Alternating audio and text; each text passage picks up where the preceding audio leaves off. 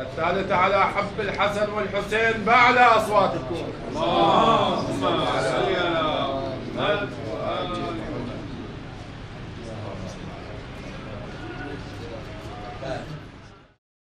أعوذ بالله من الشيطان الرجيم. بسم الله الرحمن الرحیم. اگر کوئی انسان آیت واجب ہے، جس آیت پہ سجدہ واجب ہے اس کو پڑھے تو اس پر سجدہ واجب ہے،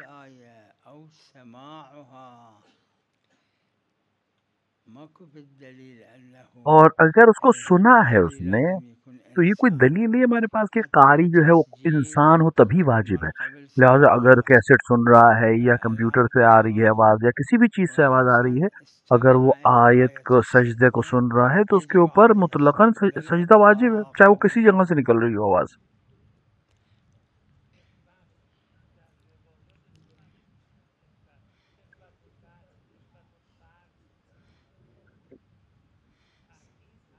لغت میں عفت کے معنی ہے دوری کرنا ہے. حضرت زہرا نے وصیت کی تھی امیر المومنین کو کہ وہ عف موضع قبری، یعنی میرے قبر کی جگہ کو چھپا دینا، میری قبر جو چھپی ہوئی ہو، یعنی عفت.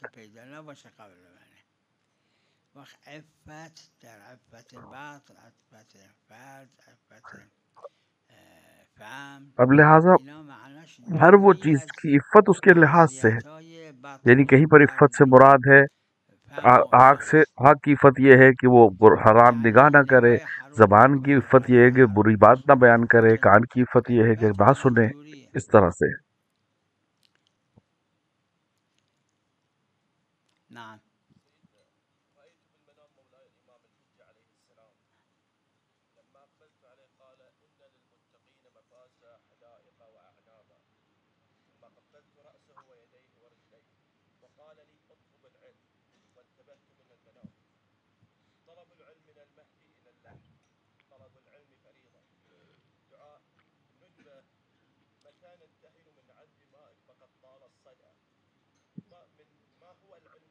علم مطلوب وہ علم ہے جو واجب ہے.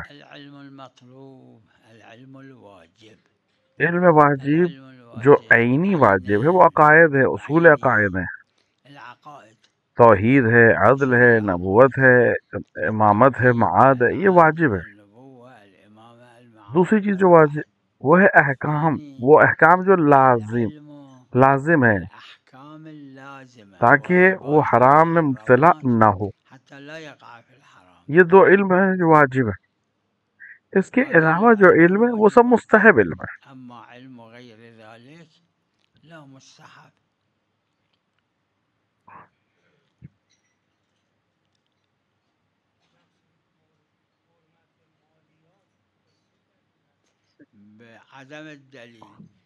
دلیل چونکہ نہیں ہے ہمارے پاس. اگر حکومت پیغمبر ہو، امیر المومنین کی حکومت ہو، تو زکوٰۃ اور خمس اور خراج کے علاوہ وہ چیزیں جو اہل کتاب کے لیے اس کے علاوہ نہیں لے سکتے.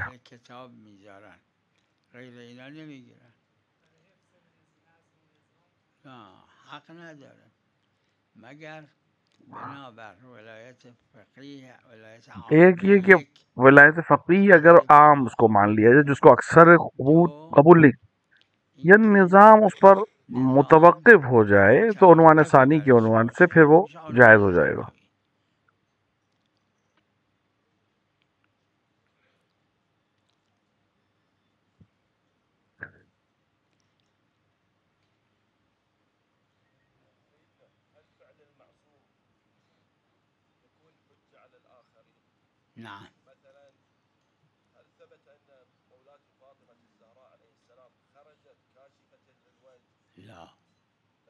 اس میں فقہا کو اختلاف ہے.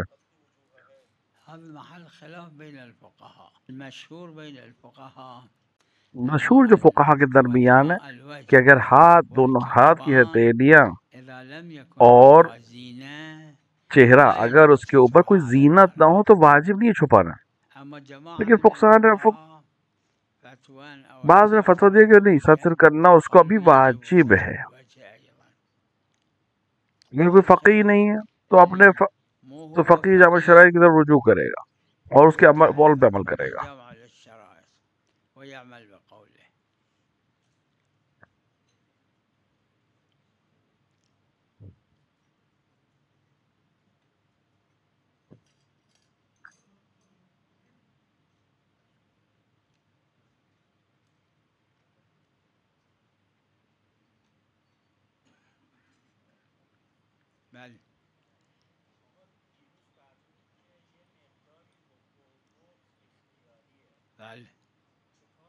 انسان اگر تلاش کرے اور پہنچ جائے اس پر نتیجے کہ اس کا ہمسایہ یا اس کا دوست اور وہ اچھا انسان ہے تو اس کو طبیعتاً بھی پسند، یا اس کو تشخیص دے گی کہ یہ برا انسان ہے تو طبیعتاً اس سے برا لگے گا اس کے ساتھ.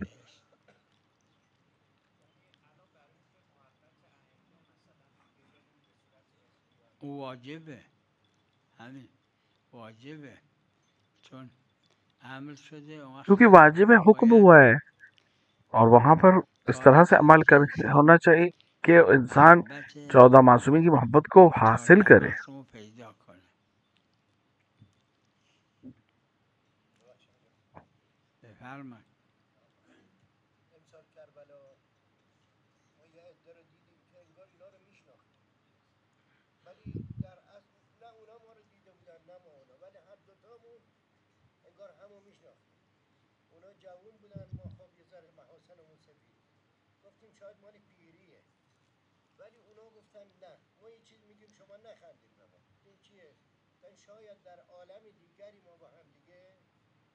اس کے بارے میں روایت موجود ہے کہ انسان کبھی کسی کو دیکھتا ہے تو یقیناً اس کو پہلے نہیں دیکھا ہے، یا کوئی موقع یا کوئی چیز دیکھتا ہے، ایک منظر دیکھتا ہے، اس کو یقیناً اسے پہلے نہیں دیکھا.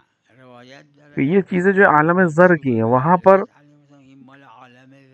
ہر چیز تو یاد نہیں ہے، اس میں سے کچھ چیزیں اسے یاد آ جاتی ہیں. یعنی اس طرح سے لگتا ہے اسے کہ جیسے میں نے دیکھا ہے. روایت بھی اس سلسلے میں موجود ہے. سلام علیکم.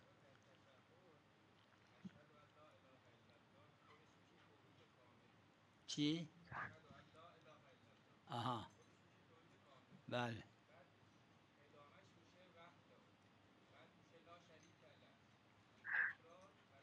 تأکید یہ تاکید کے لیے ہے. میدونم تأکید جب کوئی بات اہم ہوتی ہے تو اس کو تاکید کی جاتی ہے، بار بار دہرایا.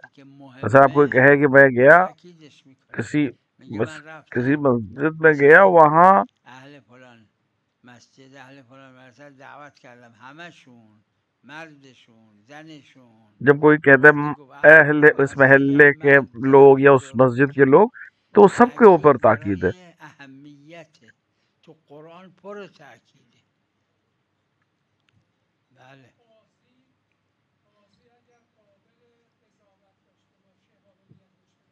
بله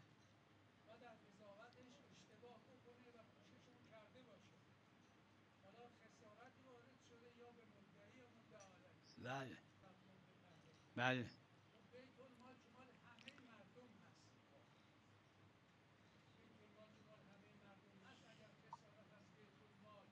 دیکھیں بیت المال نه ببینید وہ ضرورتوں کے لیے بیت ہے، المال مال روایات میں ہے نیاز هاست. اینو ببینید در روایات داره عمل حضرت امیر علیه السلام کہ پہلے جو ضرورت کی چیز ہوتی ابتدا بیت المال سے وہ اس کو دیتے. نیازها رو میدن. وقتی که اگر چیزی موند اگر نیاز ختم ہو گئی شد اون رو اور تقسیم به همه میکنن. اگر نه ابتدا پھر بیت کچھ المال بچا مال تو همه باقی لوگوں کو دے دیں گے. اول مال نیاز هاست. کسی میخواد ازدواج کنه، کسی میخواد خونه بخره، کسی مریضه میخواد ہاں مراجعه اگر کنه. مورد نیاز جو چیز ضرورت کی چیزیں تھی وہ تمام ہو جائیں تموم شد. تو اس کو پھر ہم تقسیم کریں. وقت چیزی تهش موند اون کہ رو حضرت یہی تقسیم کرتے تھے. میکنن که حضرت امیر صلوات الله علیه همین کار رو میکردن.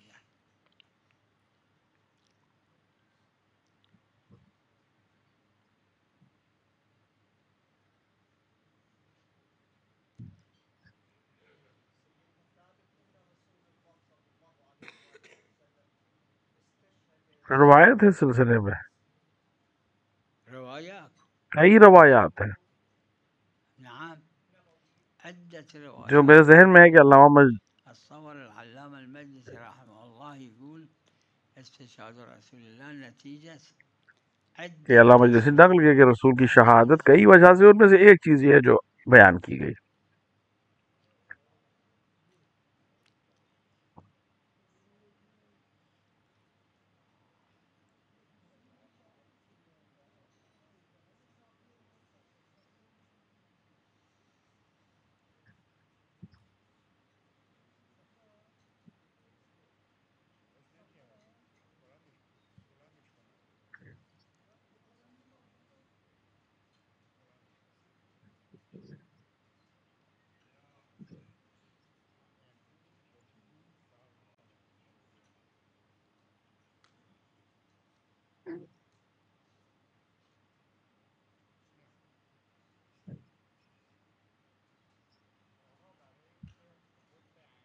ایک طریقہ اس کا ہے کہ انسان ساتھ دعا کرے، پھر توسل کرے ائمہ علیہ السلام سے.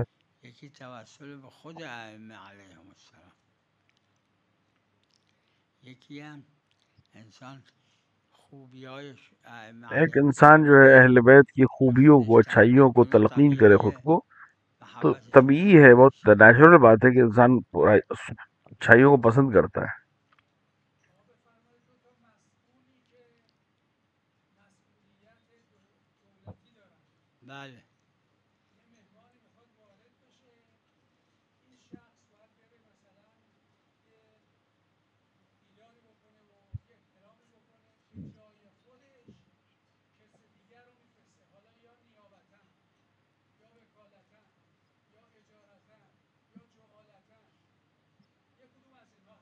بله بله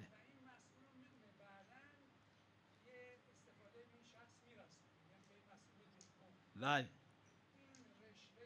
بله رشوت جو ہے فقط وہ جو نه حرام ہے، ببینید رشوت وہ ہے جو فقط قضاوت اونی میں که دی ہے، باطل کی حرومه قضاوت میں باطل ہے. رشوه در قضاوت به یعنی ایک باطل، انسان کو قاضی کے پاس لے جائے، یعنی دو نفر قاضی اس کے اوپر حکم مخالف کرے قاضی، زید کے حق میں، امر قاضی اس کو بیاد پیسے حکم دے گا کنه برای کہ زید، امر کے حق میں فیصلہ کر دو، امر یہ اون رشوت ہے اور یہ بشینه حرام ہے. که حکم کنه برای امر، این اسمش ورنہ رشوه. ہدیہ دینا کسی اگر کام به کے هر لیے هدیه چاہے حرام ہے دیدنی چاہے غیر برای حرام، کاری وہ که جائز ہے، حرام لیکن غیر رشوت حرام، این رشوه است. قضاوت کے سلسلے میں حرام ہے. رشوه برای قضاوته. وقت اون اگر یک کاری انجام لیکن اس نے کوئی داده کام کیا ہے عیبی نداره، تو وہ اس کے بدلے میں این جو یک پیسے ملے ہیں اکل مال به باطل نیست. وہ اما اگه یک اس نے کاری که انجام دیا، کوئی حرج باید نہیں. لیکن ایک دفعہ ہے کہ اس نے، کارمند باید فلان چیزا رو لیکن امضا اگر کنه، پیسے لے رہا ہے کہ ایسے اما کام امضا کے نمیکنه، به این طرف بگه اینقدر جس پول کے بده لیے اس تا کو امضا معمور کیا کنه. گیا. ایک آدمی ہے این کسی اسمش جگہ کسی رشوه پوسٹ پہ، نیست، اس کا این کام ہے اس آدمی حرامه. کا کام حل کرنا ہے، لیکن کہہ رہا ہے کہ میں نہیں کروں گا ولا جب تک تو تأكلوا پیسے رکھ. أموالكم بينكم تو یہ بالباطل. رشوت نہیں ہے، لیکن یہ از این کام جهت غلط ہے کیونکہ جس حرامه. کام کے پیسے اسے دیے جا رہے ہیں حکومت نے یا کسی شخص نے اس کو اس عہدے پہ رکھا ہے اسی کام کو کرنے کے لیے، اس کے عوض میں الگ سے پیسے لینا، یہ خود اپنے آپ میں حرام ہے والا.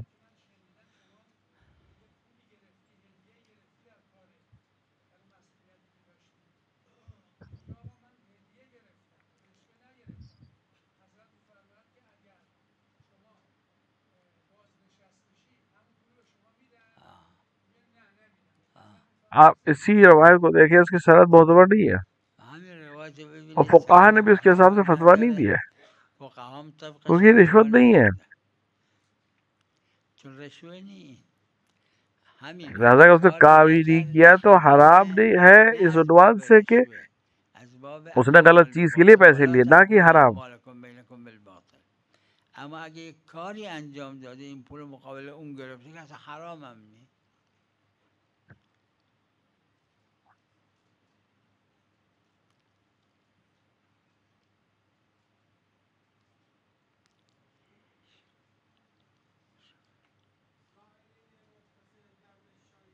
بله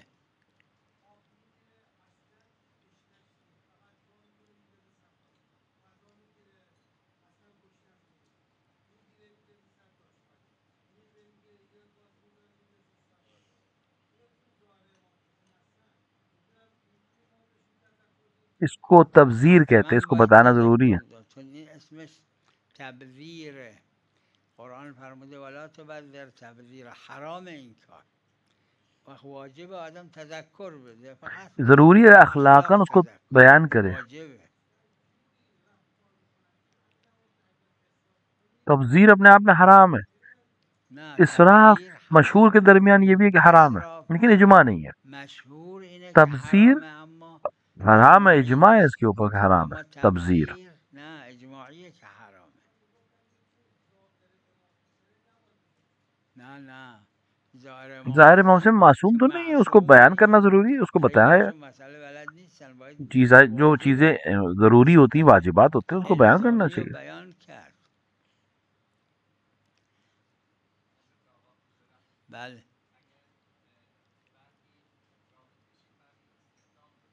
چی؟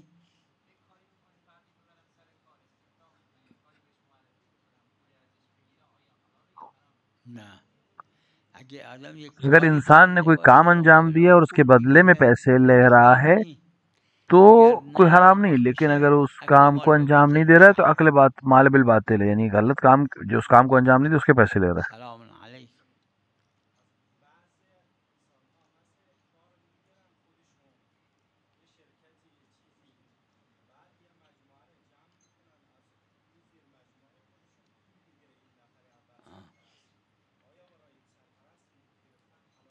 همین اگر یک کاری میکنه اگر کوئی زحمت کرتا ہے، کوئی کام کر رہا ہے میگیره نه اشکال نداره، اما اگر اور اس نه کے عوض هیچ میں کاری پیسے لے رہا ہے، کوئی نکنه حرج نہیں۔ وقت این پول حرومه میشه اکل مال به اور باطل. قرآن نے اگر کام نہیں کر رہا ہے پھر بھی پیسے لے رہا ہے تو یہ عقل مال بالباطل ہے، یعنی بغیر کام کے پیسے لے رہا ہے، جو کام انجام نہیں دے رہا اس کے پیسے، یہ حرام ہے۔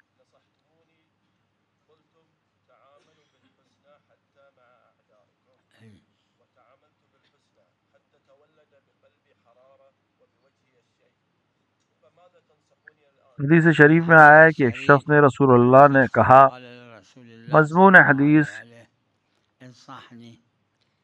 کہ غصہ نہ کرو۔ انسان نے کہا رسول سے مجھے نصیحت کری، رسول نے کہا جو غصہ نہیں کیا کرو۔ دوسری بار نصیحت کریے، 3 بار رسول اللہ نے کہا غصہ نہ کیا کرو۔ 3 مرتبہ رسول اللہ نے اس سے کہا کہ یہ کام نہ کرو۔ کسی جگہ پر بھی رسول نے کسی چیز کو 3 بار نہیں دہرایا سوائے اس مسئلے۔ طبیعی ہے، یعنی بہت مطلب بہت عام سی بات ہے لوگوں کا غصہ ہونا۔ اما اذا ما عزم ان لا يغضب كثير يصير عصبي يوم القيامه يجي في صحيفه انسان جو بہت زیادہ غصہ کرتا ہے بہت سی دفعہ اس کے اعمال میں پریشانی کا سبب بنیں گے۔ لہذا یہ بہتر ہے کہ انسان غصہ نہ کرے تاکہ آخرت میں اس کے لیے یہ پریشانی کا سبب نہ بنے۔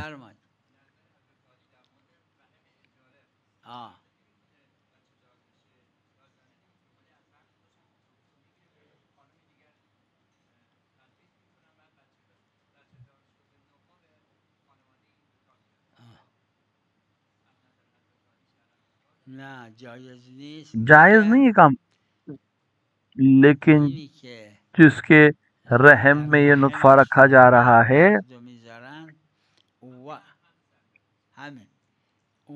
جس وقت یہ نطفہ رکھا ہے اس وقت یہ دونوں میاں بیوی ہونے چاہیے، ولو موقتاً ہو، ایک دوسرے کو نہ بھی دیکھیں، لیکن اگر اس کے علاوہ ہو، اس طرح کا کوئی رشتہ نہ ہو تو یہ حرام ہے۔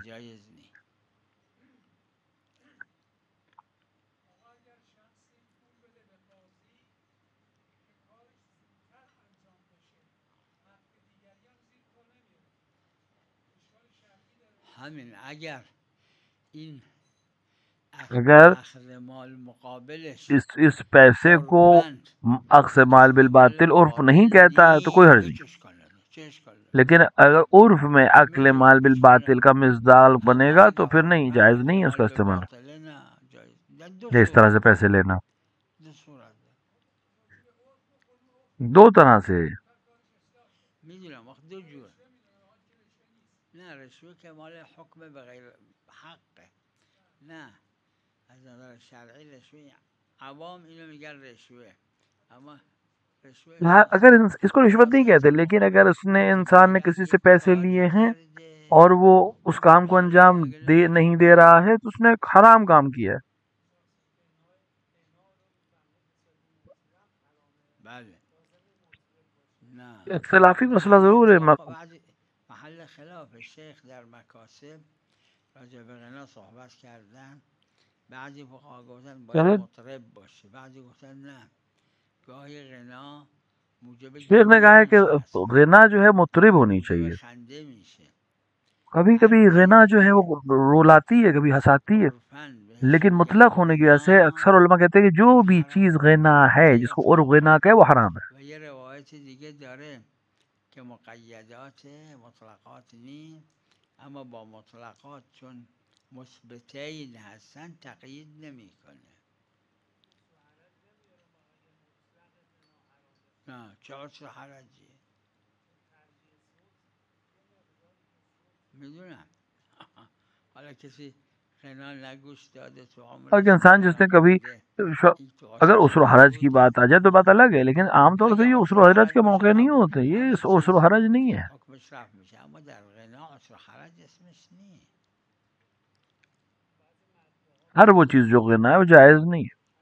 اگه غناست جایز نیست، اگه غناست جایز نیست. البتہ جو اختلاف ہے علماء وہ یہ کہ غنا کیا ہے. که غنا چیه؟ اگه گفتیم ترجیع، اب اگر غنا سے مراد آواز کا بنانا، اٹھانا، گرانا ہے تو اس کا حکم الگ ہو جائے، چونکہ ہر ایک نے غنا کی تعریف الگ الگ کی ہے. غنا کے معنی کے پہلے طے ہو. بله روایت اتفاقا داره تغنی به قرآن، اور تغنی به قرآن بھی صرف ایک ایک شخص نے اس کو روایت پہ عمل کیا ہے، یعنی قرآن کو غنا کے ساتھ پڑھنا یہ بھی جائز نہیں ہے. حتی تغنی به قرآن جایز نیست. بله بله. تو اس کی تو سند نہیں ہے جو آپ بیان کر رہے ہیں. اس کو متکافئ کہتے ہیں. یہ بھی معتبر ہے، وہ بھی معتبر ہے، تب تعارض ہوتا ہے. ایک لیکن معتبر ہے، دوسرے کے اندر کوئی سند ہی نہیں ہے، تو یہ دونوں تعارض نہیں کریں گے ایک دوسرے سے. اس کو تعارض نہیں کہتے.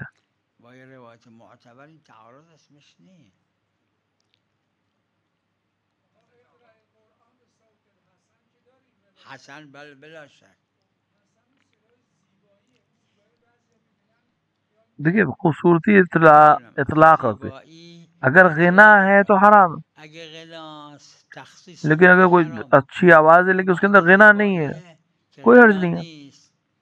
روایت میں کہ امام سجاد جب قرآن پڑھتے تھے اپنے گھر میں تو جو لوگ ادھر سے گزرتے تھے وہ رک جاتے تھے سننے کے لیے. ہر اچھی آواز غنا نہیں ہے، لیکن اگر غنا ہو جائے تو حرام ہے. اگه فقیه ہے این مکاسب شیخ و اختلاف فقها. اگر خود فقیہ ہے تو اپنے فقیہ کے حکم سے عمل کرے. اگر فقیہ نہیں ہے تو اپنے مرجع تقلید کے حکم پر عمل کرے گا.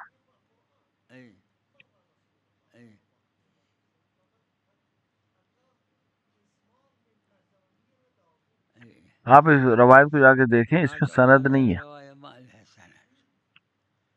احکام واجب میں اس کا استعمال نہیں کر سکتے. جس روایت کی سند مجہول ہو اس کو واجبات و محرمات میں استعمال نہیں کر سکتے، اس کے ذریعے فتویٰ نہیں دیا جا سکتا.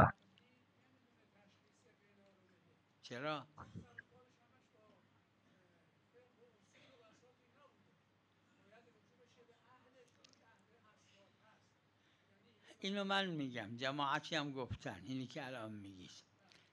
اس کو میں کہتا ہوں، لیکن بہت سی چونکہ روایات مختلف ہیں تفسیر غنا میں، لہذا علماء میں شدید ایک اختلاف ہے.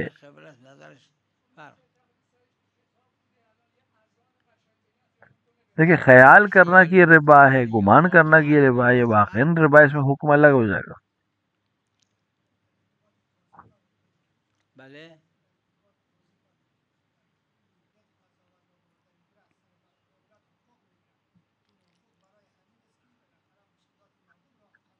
میں نے عرض کیا قاضی ایک دفعہ پیسہ لیتا ہے کردم قاضی کہ غلط پہ فیصلہ دے، یہ رشوت ہے، یہ حرام ہے. بکنه اسمش رشوه است. یه وقت پول میگیره و حکم به حق میکنه. این دو جوره. ایک دفعہ ہے کہ کاری کرده ایک کام انجام دیتا ہے، اس کے بدلے میں پیسے دیتا ہے، یہ جائز ہے. نه یک کاری مقابل این ایک دفعہ ایک کام کے لیے پیسے لیتا ہے لیکن کام کو انجام نہیں دیتا، یہ رشوت نہیں ہے لیکن یہ کام حرام ہے. حرام از باب لا تأکلوا اموالکم بینکم بالباطل. لہٰذا دو طرح کا ہے. همین خلاصه دو جوره، دو جوره. چی؟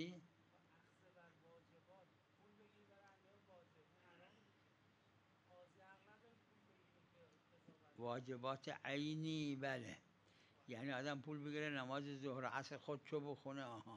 اما واجبات غیر عینی با قول شیخ واجبات جو غیر عینی ہے اس کے لیے صنایع و حرف حتی صنعت کو حاصل کرنا یا صنایع مثل زرگری ہے، روٹی پکانا ہے، نجاری ہے، کپڑے سلنا ہے، اینا یہ واجبات میں سے ہے. یعنی اگر توی شهری یک زرگر نبود این همه حروم کردن.